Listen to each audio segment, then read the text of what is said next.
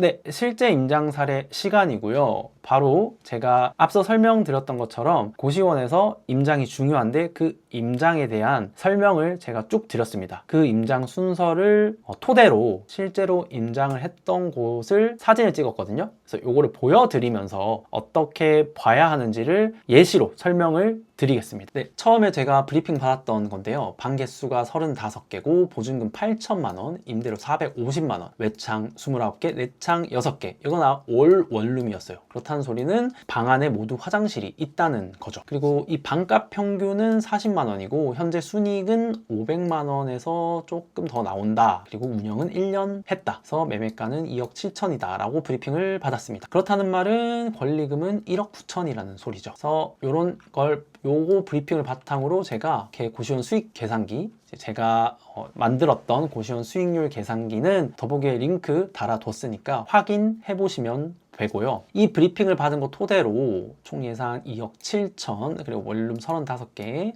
40만 원, 총 매출은 대략 1,400만 원 정도 나온다고 써있어요. 그래서 임대료 450, 이거는 부가세 별도여서 45만 원이 더 추가되고, 관리비는 제가 일단은 20만 원이라고 적었어요. 따로 관리비에 대한 거는 전달을 받지 못했기 때문에 20만 원이라고 적고, 공과금은 방개수 곱하기 5만 원으로 해서 175만 원이 나왔어요. 그리고 예상 고정 운영비는 7천 원으로 해가지고 24만 5천 원 해서 월 총 비용이 요 금액이 나올 것이다 라고 예상 비용이 나왔고요. 그래서 보면 예상 수익률로 봤을 때 85%, 그러니까 방이 만실이 아니라 85%만 찼을 때는 월 수입이 470만 원 정도 나올 것이다. 이랬을 때 연 수익률은 21% 정도. 그리고 만실일 경우에는 680만 원 정도가 월 수익이 나와서 30% 수익률이 나온다 라고 고시원 수익률 계산기가 말해주고 있네요. 여기 잠시 잘 안 보일 수 있을 것 같아서 잠깐 제가 사라지겠어요. 여기 30.47% 이렇게 나옵니다. 네, 그래서 제가 요거는 동작구에 위치해 있고요. 바로 역 앞에 있어요. 이 건물이거든요. 바로 역 앞에 있는 이 건물이고, 1층에는 소음을 유발하는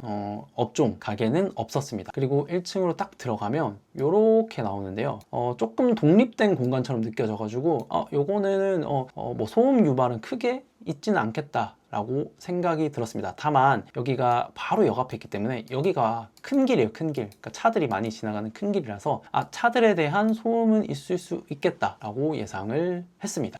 그리고 여기 보시면 1층에 이렇게 쓰레기를 방치해 두고 있어요. 그래서 요것들은 내가 만약에 계약을 하게 되면 개선을 하면 좋겠구나, 이거를 개선했을 때 손님들이 더 많이 올 수 있겠다 라고 생각을 하실 수 있을 것 같습니다. 그래서 요거는 총 3개 층으로 되어 있는 고시원이었어요. 그래서 여기 계단을 올라가면 이런 식으로 일반 쓰레기, 이렇게 재활용 쓰레기통이 있고, 창문도 이렇게 보이는데 창문은 생각보다 작아서 요거는 환기 측면에서, 그러니까 복도 전체의 건물 전체의 환기 측면에서는 조금 아쉬울 수 있겠구나 라는 판단을 내릴 수 있을 것 같습니다. 그리고 제가 실제로 방을 봤는데요. 이 방 보시면 이 정도면은 고시원에서는 준수한 편이에요. 그래서 이런 디자인들은 조금 올드하긴 한데, 요것들은 내가 하게 되면 웬만하면은 돈을 안 쓰는 쪽이 맞기는 한데, 너무 막 더럽고 하면은 도배 장판 정도는 그렇게 비용이 많이 들지 않으니까 이런 거는 할 수 있겠다 라고 생각을 하시면 될 것 같습니다. 그리고 여기에는 개별 에어컨이 있네요. 사실 고시원도 개별 에어컨이냐 아니냐도 중요하거든요. 그래서 개별 에어컨이 있는 건 긍정적이다 라고 판단을 하실 수 있을 것 같습니다.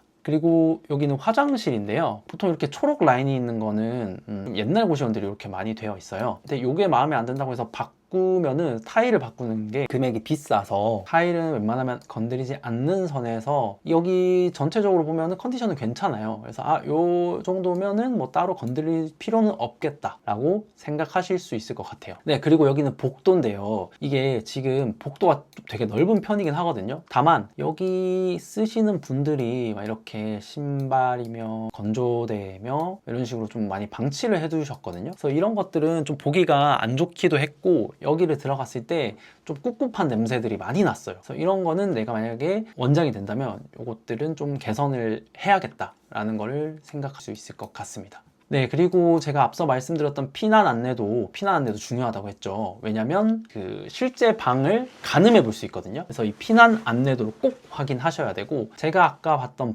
그 방이 요 방이거든요. 그러면 제가 봤던 방의 크기를 파악을 했잖아요. 그리고 실제 피난 안내도를 봤더니 요 정도 크기예요. 아, 그러면 이 정도 크기의 방이 옆방에 룸 5번도 같은 방이겠구나. 여기는 조금 작네. 아, 여기는 조금 크겠구나. 그런 식으로 가늠을 해보실 수 있고요. 여기 개수를 보시면 하나, 둘, 셋, 다섯, 여섯, 일곱, 여덟, 아홉, 열, 열하나, 12개죠. 여기 룸 12 써있죠. 이게 12라고 해서 12개가 아닐 수도 있긴 하거든요. 근데 세려보니까 12개. 한 개 층에 12개를 확인하고 또 다른 층의 피난 안내도를 확인하면서 이 방 개수가 총 브리핑 받았던 개수와 맞는지를 확인하시면 됩니다. 여기는 공용 공간인데요. 이제 여기 손님, 여기 고객 입실자분께서 이제 사용을 하고 계셨고, 여기 보시면 굉장히 그 공용 공간 좀 좁기는 했어요. 그래서 이거를 한번 보셔야 돼요. 이 35명이 이 좁은 공용 공간을 다 쓴다고 생각을 했을 때, 물론 고시원에 쓸 사람은 다 씁니다. 하지만 내가 고시원 원장으로서 뭔가 개선할 여지가 있는지, 이거를 내가 가져갔을 때 좀 아쉬운 점은 없는지를 보시고 가늠하실 수 있고요. 여기 보시면 지금 여기가 공용공간, 즉 휴게실이거든요. 근데 피난 안내도 상에 여긴 거예요. 그러면 그런 걸 또 생각하실 수 있어요. 여기가 공용 주방이거든요. 근데 다른 층에는 여기가 방이에요. 그러면 어떻게 생각하실 수 있냐면, 내가 여기는 들어가실 수 있잖아요. 그러면 여기에 들어가서 여기의 크기가 이러이러하네. 그러면 다른 층의 이쪽의 방은 방 크기가 이 정도 되겠구나 라는 것을 또 간접적으로 가늠을 하실 수 있습니다. 그리고 여기는 옥상인데요. 여기 제가 옥상을 올라갔을 때 방 2개가 있었어요. 그러니까 다른 층, 제가 3개 층 있다 그랬잖아요. 거기에 피난 안내도를 확인하고 개수를 확인했을 때 브리핑 받았던 방 개수인 35개가 맞았거든요. 그런데 여기에 방 2개가 따로 있었다는 거는 이거는 다른 사람이 살고 있는 건지 아니면 불법으로 증축을 한 건지, 그런 것들을 파악을 하셔야 되거든요. 그래서 이거를 확인하고 중개인한테 물어보거나 또는 중개인이 그 현 원장한테 물어보도록 해서 이거를 확실히 확인하시는 게 좋겠습니다. 그리고 요거는 제가 따로 가져왔는데, 이게 되게 중요한데 뭐냐면, 보통 보일러는 가스 보일러거든요. 근데 전기 보일러를 하는 고시원이 종종 있어요. 근데 이게 단점이 뭐냐면, 전기 보일러를 하게 되면 공과금 폭탄이 일어날 수 있어요. 그러니까 겨울철에는 보통 보일러에 가스비가 많이 나오고, 여름철에는 에어컨 때문에 전기세가 많이 나오는데, 이 전기 보일러가 엄청 전기를 많이 잡아먹거든요. 그래서 겨울철에 이 전기 보일러 때문에 공과금이 기존의 가스비보다 훨씬 많이 나올 수 있어요. 그래서 이런 것들은 꼭 확인을 하시고 실제로 얼마나 나왔는지를 파악해서, 이게 전기 보일러는 조금 고시원을 매수하는 입장으로서는 협상 카드가 또 될 수 있거든요. 그래서 요거를 꼭 파악을 하시고 협상 카드로 활용을 하시던지 아니면 패스 하시던지, 이런 방법을 고민하시고 체크 하시면 좋을 것 같습니다. 네, 그래서 임장 체크리스트 한번 정리를 해보겠습니다. 그 건물 외부 제가 보라고 했죠. 노후도, 가는 길, 소음업종 근처에 위 아래층에 있는지 없는지 확인하시라고 했고, 두 번째로는 방 실물을 보고 누수 흔적 없는지, 기타 옵션들 어떤 거 있는지 그런 것들 확인하라고 했습니다. 그리고 세 번째로는 피난 안내도 보시면서 방의 도면을 대조해보는 거 중요하다고 말씀드렸고, 네 번째로 공시를 확인해라. 이게 할인을 하고 있는지 아닌지 이런 것들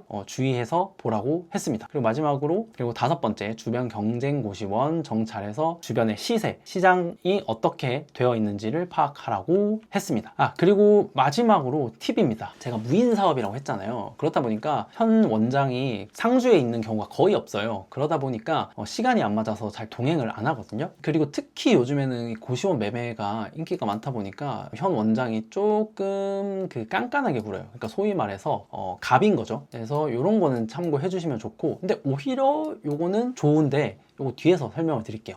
그렇기 때문에 부동산에서는 손님인 척하고 고시원에 가시라는 걸 많이 권해요. 이것도 하나의 전략인 게, 고시원 매매를 목적으로 가면 현 원장이 이제 아는 거죠. 내 고시원을 보려고 한 사람들이 많네. 내가 너무 싸게 올렸나? 가격을 더 올려야겠다 라고 생각할 수 있거든요. 그래서 손님인 척 하고 가는 거를 고시원 부동산에서도 많이 권하고, 저희 매수인 입장에서도 그게 오히려 좀 편합니다. 왜 그러냐면, 여기 현 원장이나 부동산 관계자가 동행을 안 하고 손님으로 갔을 때 어떤 좋은 점이 있냐면, 혼자서 움직일 수 있기 때문에 자유로워요. 예를 들어서 내가 고시원 매매하려고 이 방을 좀 보려고 합니다 라고 하면, 이제 고시원 원장이 뭔가 이거 하면 안 돼요, 저거 하면 안 돼요 돼요 라는 그 간섭을 할 수 있거든요. 그래서 그렇지 않기 때문에 좀 자유롭고요. 그리고 고시원에 살고 있는 분들하고 마주치면서 좀 정보를 물어볼 수 있어요. 그러니까 뭐 예를 들어서 내가 손님인 거잖아요. 내가 여기 방에 살려고 하는 손님으로 위장하고 왔기 때문에 제가 여기서 살려고 하는데 혹시 뭐 누수나 벌레 같은 거 있었냐 라고 편하게 물어볼 수 있어서 오히려 손님인 척 하고 가면 더 장점이 많다라는 것을 말씀드립니다. 네, 그래서 앞선 강의와 이어서 임장을 할 때 뭘 봐야 하는지를 알려드렸어요. 그리고 이번 강의에서는 그거를 사례 중심으로 설명을 드렸습니다.